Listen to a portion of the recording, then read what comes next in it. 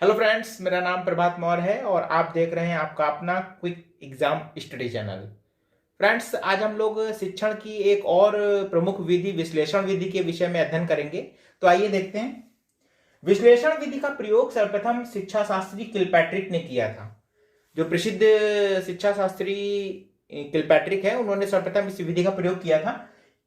इस विधि के बारे में जान लेते हैं। विश्लेषण विधि किसे कहते हैं? किसी विधान या व्यवस्था क्रम का सूक्ष्मता से परीक्षण करने, किसी विधान या व्यवस्था क्रम का सूक्ष्मता से बहुत ही बारीक सूक्ष्मता से परीक्षण करने तथा उसके मूल तत्वों को खोजने की क्रिया को विश्लेषण कहा जाता है।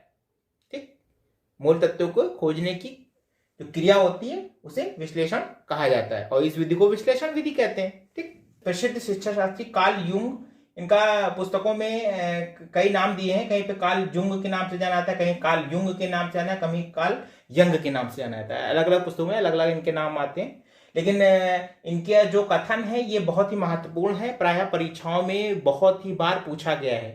ठीक, तो देखिए कथन इनका क्या है। कार्ल जुंग का कथन है कि विश्लेषण विधि का तात्पर्य घास के ढेर से तिनका खोजना है।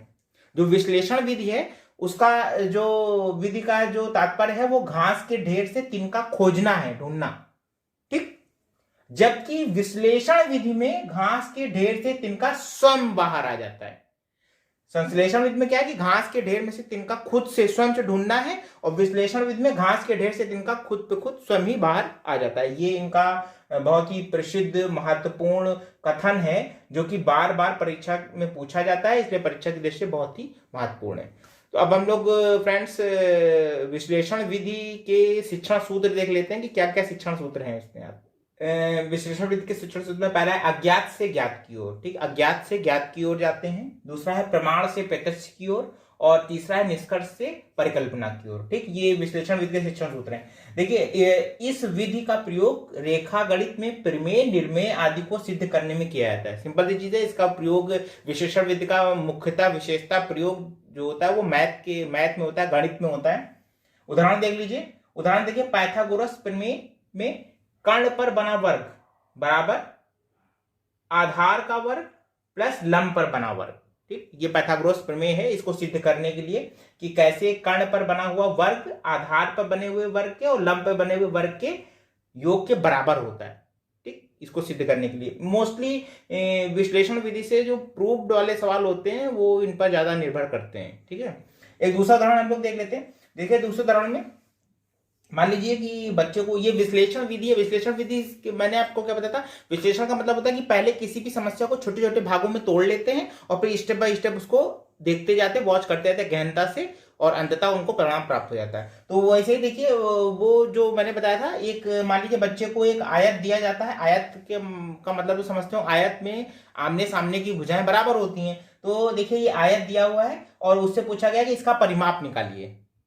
ठीक है, तो देखिए एक भुजा की लंबाई 30 सेंटीमीटर दी है, दूसरी की 15 दी है। तो 30 सेंटीमीटर के सामने वाली भुजा भी 30 सेंटीमीटर होगी और 15 सेंटीमीटर के सामने वाली भुजा 15 सेंटीमीटर होगी। ठीक है, तो बच्चा कैसे निकालता है? देखिए, पहले इस भुजा की लंबाई और इस भुजा की लंबाई को बच्चा जोड़ देता है। 30 और प्लस 30 बराबर 60 मीटर हो गया। और फिर इस भुजा की लंबाई और इस भुजा की लंबाई बच्चा जोड़ देगा 15 और 15 मीटर, दो मिला के 30 मीटर हो गए। और फिर सारी भुजाओं की जो लंबाई है वो जोड़ देगा, 30 प्लस 30 प्लस 15 प्लस 15 90, या फिर 60 और 30 जोड़ के 90 कर देगा वो। ठीक, ये विश्लेषण विधि की तरह से ये जो प्रश्न है उसको हल किया गया है। ठीक, विश्लेषण विधि के का प्रयोग करके। ठीक है, अब हम लोग विश्लेषण विधि के जो प्रमुख गुण हैं वो देख लेते हैं और जो दोष हैं वो देख लेते हैं कि क्या क्या है। तो आइए विश्लेषण विधि के गुण देख लेते हैं। ये एक वैज्ञानिक विधि है, एक वैज्ञानिक विधि है जो बालकों में जिज्ञासा उत्पन्न कर उनमें अध्ययन के प्रति रुचि उत्पन्न करती है। ठीक है, ये जो विश्लेषण विधि है ये एक वैज्ञानिक विधि है जो बच्चों में जिज्ञासा उत्पन्न कर अध्ययन के प्रति रुचि उत्पन्न करती है। ठीक, दूसरा, छात्रों में स्वयं समस्या का समाधान करने, हल खोजने पर बल देती है। यानी कि छात्र स्वयं से ही समस्या का समाधान करे और हल खोजे। तीसरा है रेखा गणित शिक्षण की सर्वश्रेष्ठ विधि है। रेखा गणित अगर आपको पढ़ानी है तो उसके शिक्षण की सर्वश्रेष्ठ विधि है कौन सी? विश्लेषण विधि। अगला है छात्रों को व्यापक तथा स्थायी ज्ञान प्राप्त होता है। अब बच्चे खुद से ही सीखेंगे बहुत सी गलतियां करेंगे, फिर उससे सीखेंगे, तो वो जो ज्ञान प्राप्त होगा वो बड़े स्तर पर प्राप्त होगा और स्थायी रहेगा, क्योंकि खुद से उसने प्राप्त किया है। ठीक, दोष देख लेते हैं इस विधि के दोष जो है। अमनोवैज्ञानिक विधि है, ठीक है, वैज्ञानिक तो है लेकिन अमनोवैज्ञानिक विधि है।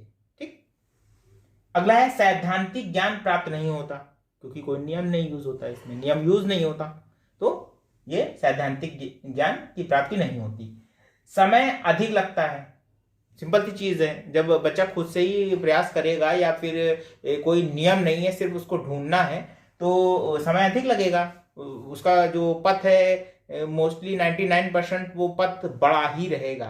वो एक उसकी एक थोड़ा सा 1% के लिए छोड़ दिया, क्योंकि कभी कभी कोई चीज अपेक्षित समय से जल्दी भी मिल जाती।